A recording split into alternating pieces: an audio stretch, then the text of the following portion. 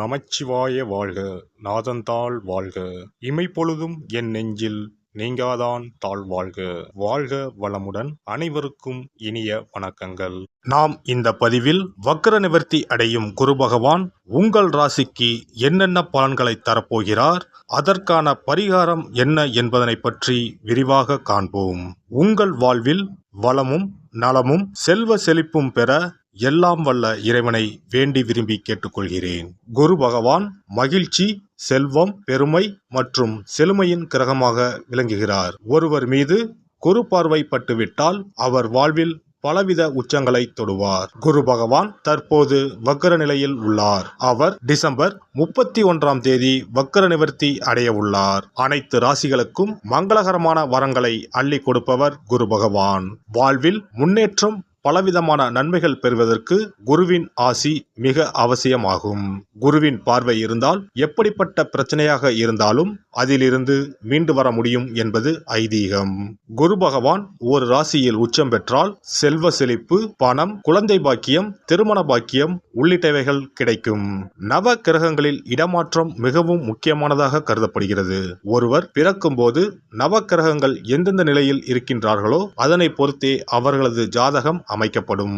அந்த வகையில் தற்போது மேசராசியில் பயணம் செய்து வரும் குரு பகவான் வரும் டிசம்பர் 31ஆம் தேதி வக்ர நிவர்த்தி அடைகிறார். இதன் காரணமாக வரும் 2024ஆம் ஆண்டு 12 ராசிகளுக்கும் குரு பகவானின் தாக்கம் ஏற்படுகிறது. ஒரு சில ராசிகள் சிறப்பான பலன்களை பெறப்போகின்றனர். அது எந்தெந்த ராசிகள் என்பது குறித்து தெரிந்து கொள்வோம். சிம்ம ராசி அன்பர்களுக்கு குரு பகவான் சிம்ம ராசிக்கு 9ஆம் வீட்டில் பயணம் செய்கிறார். 9ஆம் இடம் தெய்வ வழிபாடுகளையும் சன்னதியையும் குறிக்கும். ஆன்மீக பயணங்களை செய்வீர்கள். நிறைய தொலைதூர தெய்வ வழிபாடுகளை செய்வீர்கள். பெண்கள் தங்க நகைகள் வாங்குவதற்கு ஏற்ற காலகட்டம். பெட்டி நிறைய தங்கம் சேரப்போகிறது. ஜோதிடம், ஆன்மீக துறையில் இருப்பவர்களுக்கு நல்ல வாய்ப்புகள் தேடி வரும். குரு பெயர்ச்சியின் இறுதி காலகட்டங்களில் அரசு மற்றும் அரசியலில் இருப்பவர்களுக்கு மேன்மை உண்டாகும். கேது ராசிக்குள் இருப்பதால் அடிக்கடி உணர்ச்சி வசப்படுவீர்கள். விரக்தி, மறதி இருக்கும். குரு பார்வை காரணமாக எல்லாவற்றையும் சமாளித்து விடுவீர்கள். மகள் திருமண விஷயமாக நீங்கள் எதிர்பார்த்த சம்பந்தம் நல்ல முறையில் கூடி வரும். அதனால் மன நிம்மதியும் மகிழ்ச்சியும் அடைவீர்கள். ஆன்மீக விஷயத்தில் நாட்டம் அதிகரிக்கும். கோயில் திருப்பணிகளை முன்னின்று நடத்துவீர்கள். கருத்து வேறுபாடு காரணமாக பிரிந்து இருந்த தம்பதியர் மகிழ்ச்சியுடன் ஒன்று சேர்வீர்கள். ராகுவுடன் சஞ்சாரம் காரணமாக கூட்டு தொழிலில் இருப்பவர்களுக்கு பிரச்சனைகள் வரும். ஒரு சிலருக்கு சுயமாக தொழில் தொடங்கும் பாக்கியம் உண்டு. மனதில் நினைத்த காரியங்களை செய்து முடிப்பீர்கள். நீண்ட நாட்களாக இருந்து வந்த கவலைகள் குறையும். கடன் தொடர்பான பிரச்சனைகள் நீங்குவதற்கான வாய்ப்புகள் உருவாகும். தாய் வழி உறவினர்களின் ஆதரவு கிடைக்கப் பெறுவீர்கள். எண்ணங்களில் இருந்து வந்த குழப்பங்கள் நீங்கி புத்துணர்ச்சியுடன் காணப்படுவீர்கள். வெளியூர் மற்றும் வெளிநாடு தொடர்பான பயண வாய்ப்புகள் சாதகமாக அமையும். குடும்ப உறுப்பினர்களின் எண்ணங்களை அறிந்து நிறைவேற்றி வைப்பீர்கள். தன வரவுகளில் இருந்து வந்த இழுபறியான சூழ்நிலைகள் மறையும். வாடகை மற்றும் குத்தகை தொடர்பான பாக்கிகள் வசூலாகும். புதிய வாகனம் வாங்குவது தொடர்பான எண்ணங்கள் கைகூடும். உடல் ஆரோக்கியம் தொடர்பான பிரச்சனைகள் படிப்படியாக குறையும். பாதியில் நின்ற கட்டிடம் தொடர்பான பணிகளை நிறைவு செய்வீர்கள். சுபகாரியம் தொடர்பான எண்ணங்கள் கைகூடும். உறவினர்கள் வழியில் ஒத்துழைப்பு உருவாகும். வாழ்க்கை துணைவரை பற்றிய புரிதல் மேம்படும். உத்தியோக பணிகளில் இழுபறியான சூழ்நிலைகள் மறையும். குழந்தைகள் வழியில் சில விரயங்கள் அவ்வப்போது ஏற்பட்டு நீங்கும். வியாபார பணிகளில் முதலீடுகள் அதிகரிக்கும்.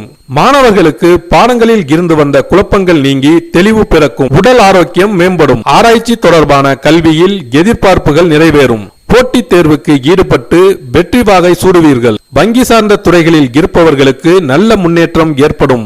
உத்தியோக பணிகளில் புதிய வாய்ப்புகளும் திறமைகளை வெளிப்படுத்துவதற்கான சூழ்நிலைகளும் சாதகமாக அமையும். உயர் அதிகாரிகளிடம் இருந்து வந்த கருத்து வேறுபாடுகள் குறையும். தேவையற்ற சஞ்சலங்கள் நீங்கி மன நிம்மதியான சூழல் உருவாகும்.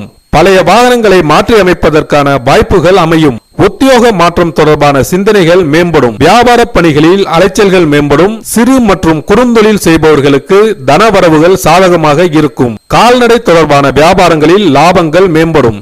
கணினி சார்ந்த துறைகளில் நல்ல வாய்ப்புகள் கிடைக்கப் பெறுவீர்கள்.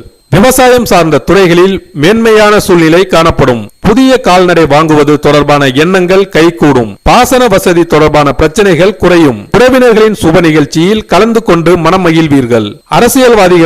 அரசியல்வாதிகள் கட்சி தொடர்பான உயர் பொறுப்பில் இருப்பவர்களிடம் விட்டு கொடுத்து செல்லவும். கட்சி நிமித்தமான புதிய முயற்சிகளில் எதிர்பார்ப்புகள் நிறைவேறும். உடன் இருப்பவர்களின் உதவிகள் புதிய மாற்றத்தை ஏற்படுத்தும். எண்ணிய செயல்களை செயல்படுத்துவதில் சில எதிர்ப்புகளால் கால தாமதமாகி நிறைவேறும். கலை சார்ந்த துறையில் இருப்பவர்களுக்கு எதிர்பாராத சில அலைச்சல்களின் மூலம் புதிய அனுபவங்களும் விரயங்களும் உண்டாகும். வித்தியாசமான கலை ரசனை மற்றும் சிந்தனைகள் அதிகரிக்கும். தனவரவில் இருந்து வந்த இழுபறிகள் குறையும். வரவிருக்கின்ற குரு பயிற்சியின் மூலமாக புதுவிதமான பயணங்கள் உண்டாகும். குடும்ப உறுப்பினர்களின் ஆதரவுகளாலும் புத்துணர்ச்சியான சிந்தனைகளாலும் முன்னேற்றத்தை உருவாக்குவீர்கள். எதிர்காலம் மற்றும் தனம் சார்ந்த விஷயங்களில் விழிப்புணர்வு வேண்டும். பரிகாரம்: வியாழக்கிழமை தோறும் குலதெய்வ வழிபாடு செய்து வர எண்ணங்களில் தெளிவும் புத்துணர்ச்சியும் உண்டாகும். குரு பகவான் உங்களின் ஜாதகத்தில் சுபமானதாக அமையாமல் இருப்பின் கண்டிப்பாக அதற்கான பரிகாரம் செய்யும் விதமாக குரு பகவானுக்கு சிறப்பு பெற்ற ஆலயங்களுக்கு செல்வதும், வியாழக்கிழமைகளில் விரதமிருந்து குரு பகவானுக்கு கொண்டை கடலையை மாலையாக கோர்த்து அணிவித்து மஞ்சள் நிற மலர்களால் அலங்கரித்து நெய் தீபமேற்றி வழிபடவும். தானம் போன்றவற்றை காலை பொழுதிலும், மந்திர ஜபங்களை மாலை பொழுதிலும் செய்யவும். அருகில் இருக்கும் ஆலயங்களில் நவகிரகத்தில் இருக்கும் குரு பகவானுக்கு மஞ்சள் நிற வஸ்திரத்தை சாற்றி சிறப்பாக வணங்கி வாருங்கள். அதற்காக பரிகாரம் என்ற பெயரில் பணத்தை வீண் விரயம் செய்ய வேண்டாம். அதற்கு பதிலாக இறைவனை வழிபடுவதோடு ஆலயங்களுக்கு தேவையான நெய், நல்லெண்ணெய், பன்னீர், சந்தனம், பால், தயிர் மற்றும் மலர் மாலைகள், பூக்கள் என இறைவனுக்கு உகந்த கோவிலுக்கு தேவையான பொருட்களை உங்கள் சக்திக்கு ஏற்றவாறு வழங்கி கோயில் கைகாரியம் செய்யுங்கள்.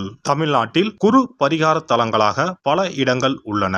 இவற்றில் கும்பகோணம் அருகே உள்ள ஆலங்குடி குருஸ்தலமாகும். தஞ்சாவூர் மாவட்டம் திட்டை, மதுரை மாவட்டம் சோழவந்தான் அருகில் உள்ள குருவித்துறை, சிவகங்கை மாவட்டம் காரைக்குடி அருகில் உள்ள பட்டமங்கலம் உள்ளிட்ட ஆலயங்களில் பரிகார பூஜைகள் செய்து வழிபடலாம். நவ திருப்பதிகளில் ஒன்றான ஆழ்வார் திருநகரி குருஸ்தலமாகும். அங்கும் வழிபாடு செய்யலாம். திருச்செந்தூரில் முருகப்பெருமான் குரு வடிவாகவே அருள் புரிகிறார். சூரசம்ஹாரம் செய்த பின்பு முருகப்பெருமான் அந்த தோஷத்தை போக்குவதற்காக திருச்செந்தூரில் சிவபெருமானை பூஜித்தார். குருவருள் பெற திருச்செந்தூருக்கு செல்லுங்கள். இவை தவிர சிவன் கோவில்களில் தட்சிணாமூர்த்திக்கு வியாழக்கிழமை தினத்தன்று சிறப்பு வழிபாடுகள் செய்வதன் மூலமும் குருவின் அருளை பெறலாம். குரு பகவானுக்கு இனிப்பு என்றால் மிகவும் பிடிக்கும். அதனால் வியாழக்கிழமை விரதம் இருந்து இனிப்பு செய்து அவருக்கு படையலாக வைத்தால் அவரின் பார்வை நம் மீது திரும்பும் என்பது ஐதீகம்.